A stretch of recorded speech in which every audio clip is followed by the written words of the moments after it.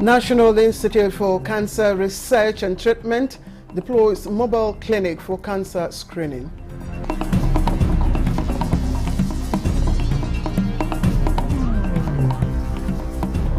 And federal government inaugurates committee to investigate concerns over regulation of domestic crude oil supply.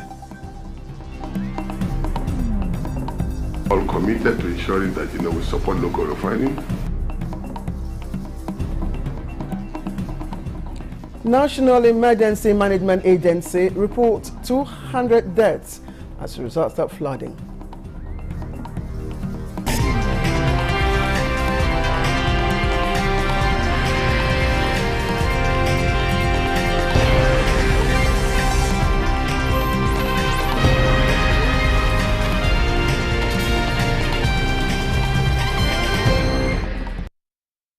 Good afternoon and welcome to News Desk at 3 on Nta News24.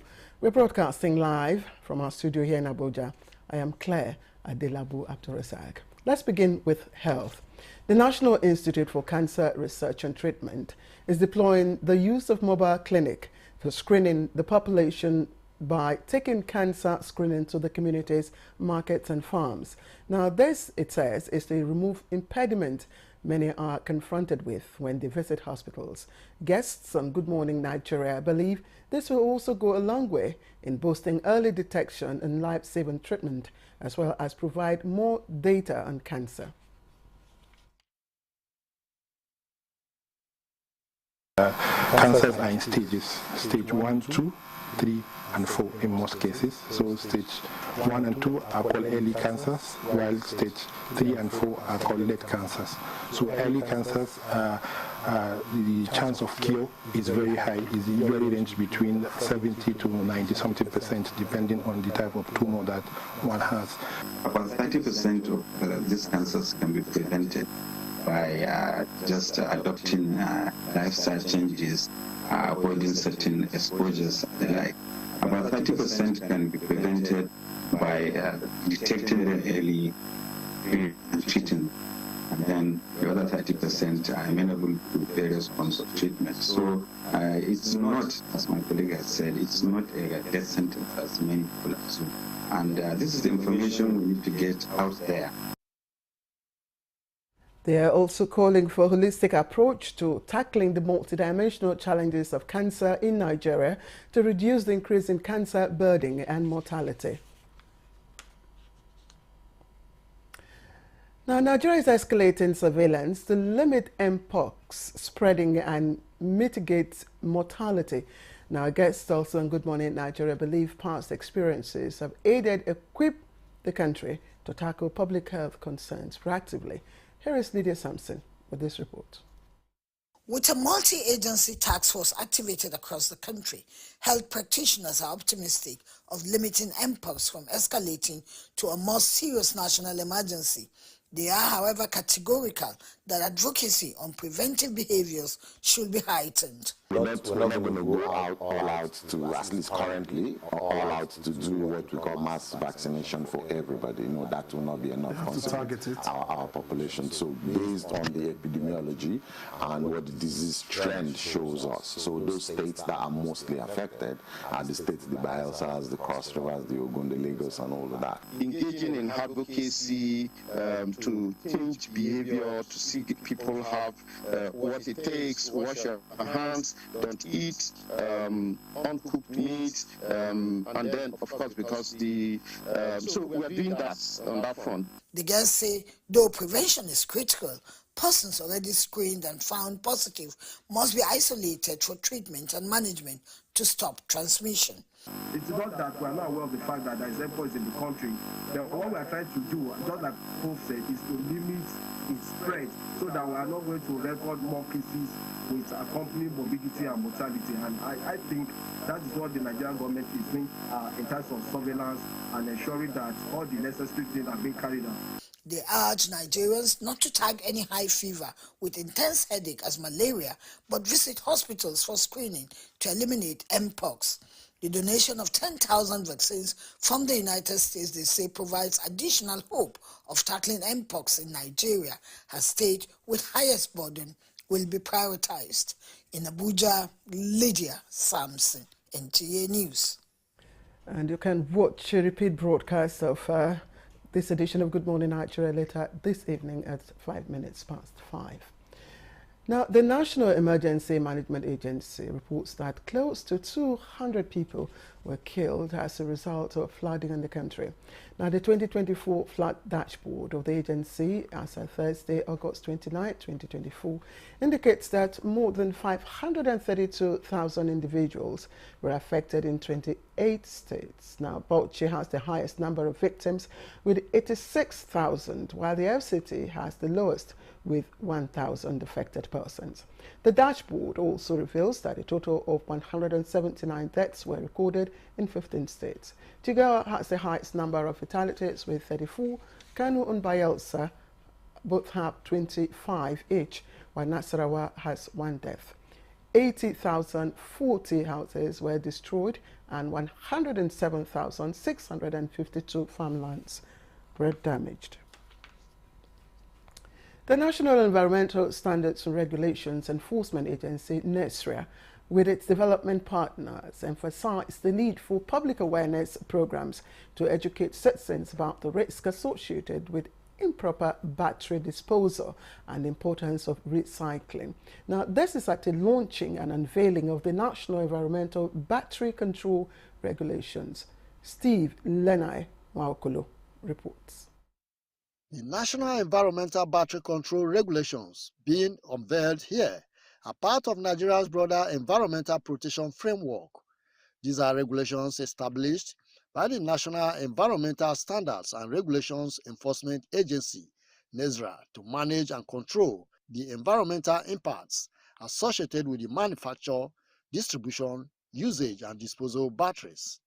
The Director General and Chief Executive Officer of NESRA, Dr. Innocent Bariko, says the battery control regulations will support the Nigerian government's efforts to ensure sustainable handling of waste batteries, mostly resulting from the accelerated use of renewable energy solutions. The launch of this regulation today will not only sensitize the Nigerian public on its emergence, but will popularize its essence within the Nigerian environment and lay a firm foundation for a sustainable and responsible approach towards addressing the challenges of improper use and battery management in the country. Representative of the Chairman House Committee on Environment, Tesia Ugbo, pledges the House commitment in making legislations to ensure a friendly environment. This new regulation is very timely and is crucial as it sets out a comprehensive guidelines for the proper handling, disposal and recycling of batteries. This is a waste to wealth initiative, which means all these our teeming youths that will graduate and not have jobs. This is a very good opportunity for them to also key in to this project.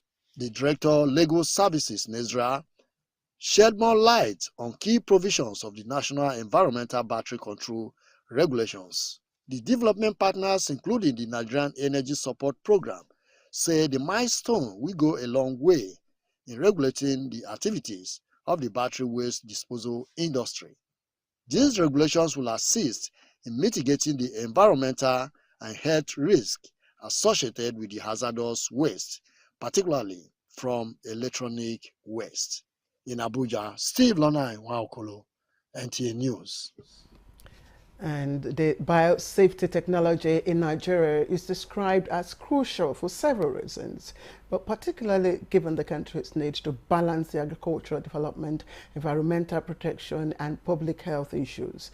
Now, that was the submission of speakers at a workshop by National Biosafety Management Agency in collaboration with the United States Department of Agriculture on agricultural biosafety, biotech communication. Let's join Steve Lenai Waokolo once again. Biosafety technology refers to the set of practices, technologies, and policies designed to ensure that the development, use, and release of genetically modified organisms, GMOs, and other biotechnological products are safe for humans, animals, plants, and the environment. The Director General and Chief Executive Officer of the National Biosafety Management Agency, EDMA, Dr. Agnes Yemisi Asagra, gives an overview of Nigeria's biosafety system. For safety measures in the application of modern and emerging biotechnology. The only thing is that in certain times you have to domesticate them so that it can fall in line with what is happening in each country of practice. The United States Department of Agriculture, USDA, Counselor Chris Brelecki, amongst other speakers, enlightened the participants on the national, international regulatory framework on biosafety and misconceptions surrounding the GMOs. But aside from that, just in May we sent different groups to the United States, Nigerian business folks, scientists, government regulators to the United States to participate in exchange programs. So in May, we had 2 programs leave from Nigeria, where we invited Nigerians to go to the United States to work in U.S. universities. All that you have learned and all that you have told, what do the scientists say? What is the consensus of scientists on this issue? The strategic communication training is aimed at equipping influencers and reporters on the models of reporting biosafety and biotech regulations in the country. In Abuja, Steve Lonai Nwaokolo, Nta News. Thank you, Steve. Now, federal government, in partnership with the International Fund for Agricultural Development, IFAD, is driving the national food security policy with 135,000 farmers in 66 local areas across 9 states under the Value Chain Development Program, VCDP. National coordinator of the program, Dr. Fatima Kabiru-Aliyu, disclosed this during the 11th supervision mission to Nasarawa State. The program focuses on the development of agricultural markets and increasing market access for smallholder farmers and small to medium-scale agro-processing. The main objective of VCDP is to improve the livelihoods, food security of smallholder farmers in our benefiting states. The team paid an assessment visit to small and medium processing outfits involving about 25 farmer groups in Nasarawa State who are engaged in the processing of rice, maize, cassava and cooking oil, among others.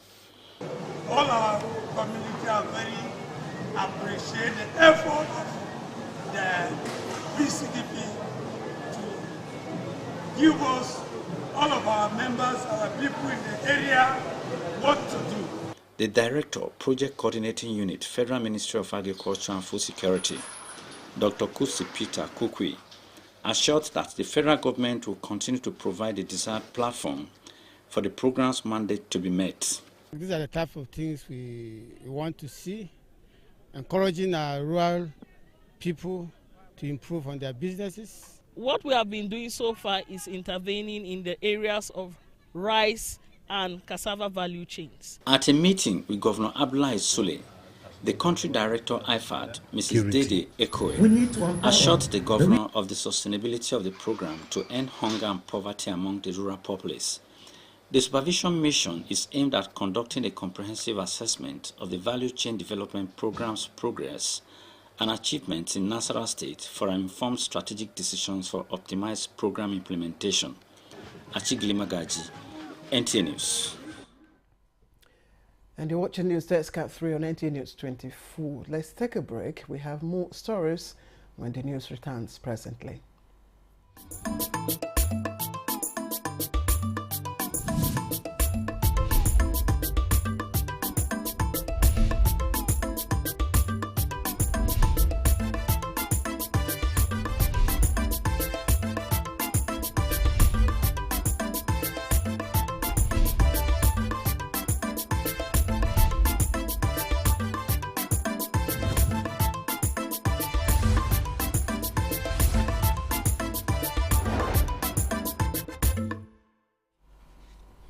Welcome back. Now, federal government has inaugurated a committee to investigate concerns raised by industry stakeholders over the Nigerian Upstream Petroleum Regulatory Commission's recent regulation on domestic crude oil supply obligations, particularly Section 109. Here is Lydia Sampson with details. The committee, chaired by Permanent Secretary, Ministry of Petroleum Resources, Ambassador Nicholas Ella, was set up in Abuja after a meeting between Minister of State for Petroleum Resources Oil Henike Lukobiri and representatives of the Oil Producers Trade Session and Independent Petroleum Producers Group. Briefing journalists after the closed-door meeting, Lukobiri emphasized that there is no disagreement among industry players, stressing that the goal is to ensure a seamless crude oil supply for domestic refining and boosting Nigeria's energy security and economic growth. What we have resolved, is that there should be a small committee to be headed by the permanent secretary that will look at the matter, between Monday and Tuesday, and then report back to me, and then we can inform Nigerians that, look, contrary to whatever opinions people may have, the oil industry is one. We are all committed to ensuring that, we support local refining. We're also committed to ensuring that we create the best environment that's globally competitive to allow, business operations in the oil and gas sector to continue. And that is the essence of government. The committee is expected to convene between now and Monday to address concerns and find solutions for steady crude oil supply for local refining, specifically focusing on the implications of Section 109 of the regulation. The implementation of the domestic crude oil supply obligation is provided under Section 1092 of the Petroleum Industry Act 2021. The committee's findings and recommendations will provide a way forward for the industry, addressing challenges posed by the NUPRC regulation, which focus on Section 109. In Abuja, Lydia Sampson, Nta News. All right, let's take you now to Akwa Ibom State, where the police command has recovered bodies of 3 members of the Professional Hunters Association in Nigeria, abducted on their way from operation in Mbo local government area of the state. The men of the Professional Hunters Association in Nigeria, engaged by the Akwa Ibom State Ministry of Internal Security and Waterways, were on their way from operation where they foiled attempt by sea pirates to unleash mayhem on fishermen. Unfortunately, the unexpected occurred when their vehicles were intercepted by suspected kidnappers in Uyenge community, Mbo local government area. The suspect seized the opportunity in the community that was already in chaos due to a youth leadership tussle to engage the hunters in a battle. 3 of the hunters abducted had their heads dismembered and buried in a shallow grave. There are actually 3 victims, but for now we have been able to exhume 2 bodies, and the effort is still ongoing to recover the 3rd person. Meanwhile, men of the State Police Command have neutralized a notorious kidnap kingpin and leader of the Bling Bling cult group, popularly known as Condiment. Condiment, according to the police, has been responsible for high-profile kidnappings in Uran and Oron axis of the state, including the kidnap of a state high court judge and CEOs of oil firms and a popular hotel operating in the area. Clement Barikui, Nta News. And more than 70 groups across the 6 area councils in the Federal Capital Territory, Abuja, have benefited from distribution of food items as palliatives from the federal government, handed over by the Supreme Council of Sharia in Nigeria to the Committee of FCT Imams to ameliorate the socio-economic situation in the country. Takpe Alabi reports that the distribution took place at Fuad Lababidi Mosque in Abuja. The federal government, after the 135th National Economic Council meeting, announced the release of a 180 billion naira palliative package of 5 billion naira and 180 trucks of rice each to states and the FCT to cushion the impact of the galloping food inflation in the country. Here at the Federal Capital Territory, Abuja, an all-inclusive steering committee was set up by the Committee of FCT Imams Initiative to supervise and ensure judicious distribution and accountability of the federal government's truckloads of rice and maize palliatives already received by the Supreme Council for Sharia in Nigeria, targeted at the vulnerables across the 6 area councils in the FCT. As we are witnessing, many have already taken their own. They allocated each and to each accordingly, taking on to the burden or the activity of the organization, and inshallah all will reach to the beneficiary. From the Fuad Lababidi Mosque, which is on 3 in Abuja, over 70 groups are already picking up their items for onward distribution to the downtrodden. It is our hope that this will reach, inshallah, the hands of those who are needy, so as to reduce the pressure at the family levels. I'm here to collect palliative sent to us. We really appreciate and we pray to Almighty Allah subhanahu wa ta'ala to continue guiding our leaders right. With the 3 trucks of parboiled rice and maize of 3,600 bags each, stakeholders believe the public distribution system evolved to manage scarcity through sharing of food grains is far becoming an important part of government's policy for managing food economy in the country. In Abuja, Tokpe Alabi, Nta News.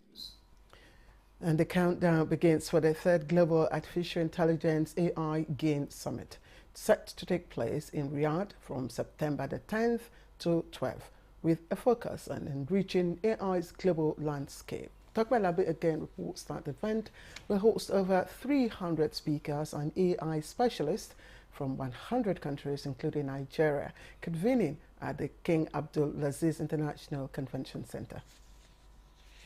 It is the 3rd edition of the Global Artificial Intelligence Summit, GAIN, that Saudi Arabia will be hosting in Riyadh between September 10 and 12, 2024. According to the Saudi Arabia's press attaché in Abuja, Nigeria, Mohammed El-Sahabi, the summit coming up under the auspices of the Saudi Data and Artificial Intelligence Authority, SDAIA, will bring together AI leaders from around the world to explore pivotal themes such as generative AI, AI in urban life, ethical AI governance, AI in agriculture, and other key sectors. According to the SDAIA president, Dr. Abdullah bin Sharaf Al-Ghamdi, the 3rd Global AI Summit is poised at the threshold of a new era where AI's transformative power will be harnessed to explore AI through the lens of now, next, and never, while examining the current state of AI, its future trajectory, and the ethical considerations necessary to ensure a desirable future.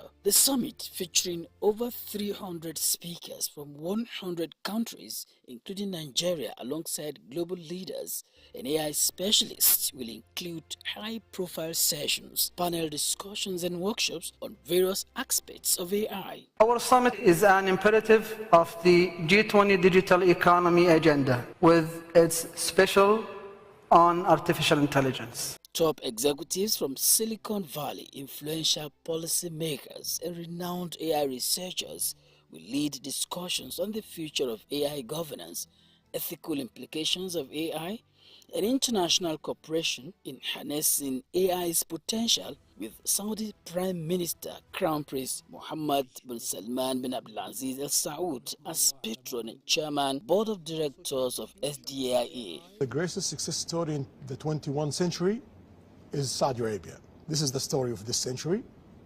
Do you want to miss it or not? That's your call.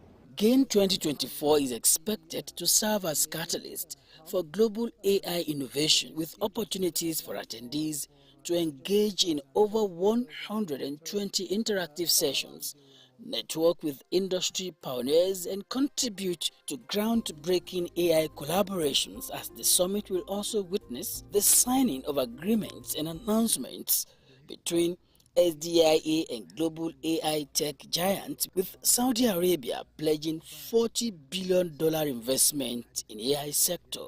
Tokpe Alabi, Nta News. Here again are top stories in our news. National Institute for Cancer Research and Treatment deploys mobile clinic for cancer screening.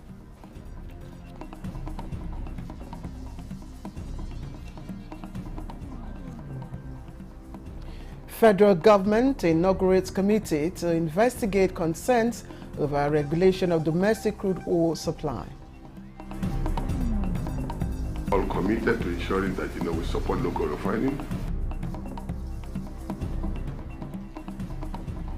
National Emergency Management Agency reports 200 deaths as a result of flooding.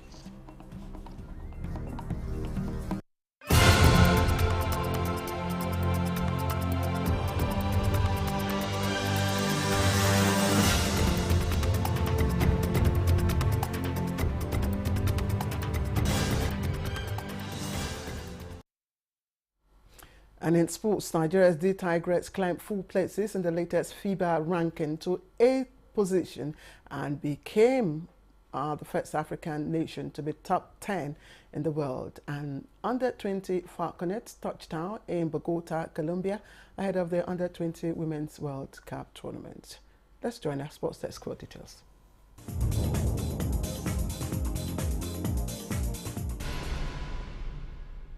Nigeria's D Tigers are now ranked in 8th position in the latest rankings released by the Federation of International Basketball Association FIBA on Thursday.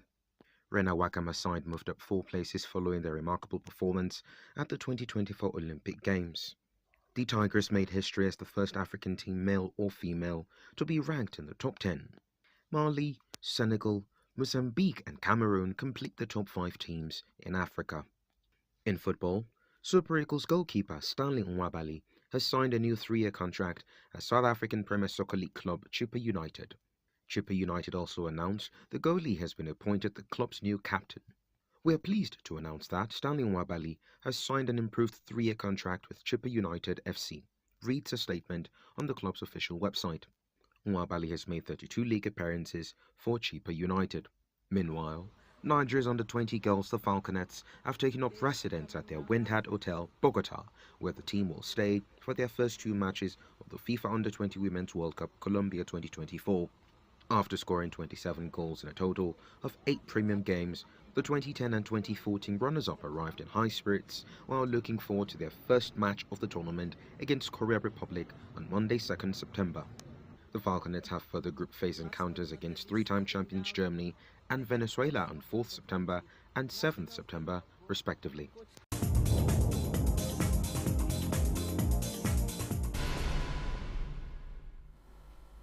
And thank you for being part of our news program for now. There'll be another news hour at 4 on the network service.